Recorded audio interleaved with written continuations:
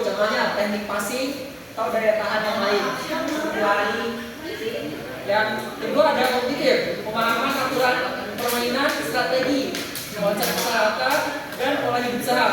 Contohnya menjelaskan taktik sepak bola. Yang tiga, ranah penilaian afektif, pengembangan karakter profil pelajar Pancasila. Contohnya kerjasama tim, fair play, tanggung jawab, dan disiplin. Baik, kemudian di sini ada pendekatan kriteria, di mana menjadi pendekatan kriteria. Pertama menggunakan interval, di mana guru dapat memberikan interval nilai untuk mengelompokkan kemampuan siswa. Contohnya misalkan 0 sampai 40%, maupun dijelasin sama Amir, ada psikomotor, kognitif sama afektif. Misalkan 0 sampai 40% itu berkategori belum tercapai. 41 sampai 65% itu bisa dibilang belum mencapai atau remedial lah, masih bisa ada perbaikan. Yang ketiga 66 sampai 85% yaitu sudah mencapai. Yang terakhir 86 sampai 100% itu sangat mencapai, atau kita bisa dapat bilang dia mendapat nilai A ya. Nah contohnya apa? Menggunakan rubrik penilaian dilakukan menggunakan spesifik kuantitatif, jelas untuk setiap level kemampuan. Contoh levelnya pro bimbingan. Nah setelah bimbingan apa nih? Cukup nih, jadi si anak ini memahami. Dan terus setelah cukup dia lebih baik nih. Karena apa? Dia melakukan pola untuk belajar dia untuk memahami dari suatu pembelajaran. Dan seterusnya sangat baik. Nah ini memberikan gambaran spesifik tentang apa yang sudah dan belum dikuasai sama siswa. Jadi ada step by step dari setiap pembelajaran. Baik, selanjutnya.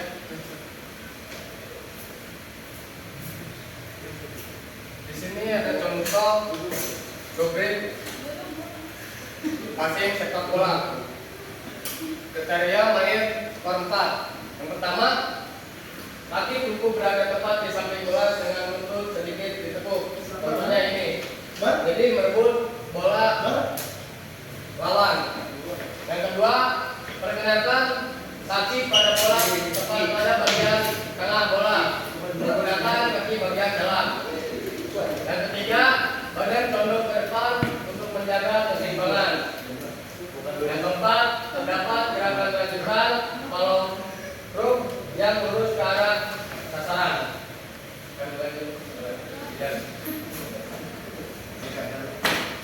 Selanjutnya penilaian sikap afektif. Observasi berlaku penilaian sikap pada dalam kehidupan sangat krusial karena olahraga adalah simulasi kehidupan nyata.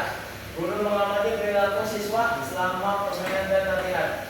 Dimensi profil pelajar profesional, gotong royong, kemampuan bekerjasama dalam tim.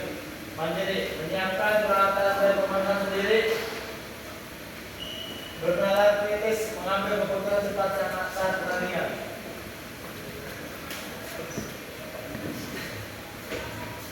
Oke, selanjutnya ada mekanisme pengolahan. Di sini ada dua. Yang pertama itu ada asesmen formatif dan yang kedua ada asesmen sumatif. Nah, di sini asesmen formatif itu bisa disingkat dengan asesmen for learning. Dilakukan selama proses pembelajaran untuk memberikan kembali atau feedback. Hasilnya digunakan untuk memperbaiki proses belajar mengajar, bukan penentu utama nilai rapor. Contohnya kuis kilat, observasi latihan, dan penilaian antar teman. Yang kedua adalah asesmen sumatif atau asesmen of learning. Dilakukan di akhir minggu materi atau akhir semester. Nilai ini menjadi komponen utama dalam penentuan nilai akhir di rapor. Contohnya ujian praktek, terus tes tulis teori olahraga. Oke, yang kedua ada simulasi nilai rapor. Nah, di sini ada contohnya nih, contoh pengulangan di akhir semester P24. Nah, contohnya ada PAIS. Nilai sumatifnya itu 85, sumatif keduanya 90, dan hasil akhirnya 87,5. Di sini ada deskripsinya, menunjukkan penguasaan yang sangat baik dalam kebugaran sumatif dan baik dalam teknik dasar bola besar. Ya ini bentuk besar. Yang kedua ada Siti berfaedah nih. Sumatif pertamanya ada 92, yang keduanya SMART keduanya ada 88 dan nilai akhirnya ada 90. Nah, di sini deskripsinya menunjukkan kekuasaan yang sangat baik dan teknik bola besar perlu konsentrasi dalam teknik kebugaran. Nah, ini sangat baik juga nih. Yang terakhir ada Zaidan. Nah, dari ini nilai SMART pertamanya yaitu 78. SMART keduanya 82 dan nilai akhirnya 80.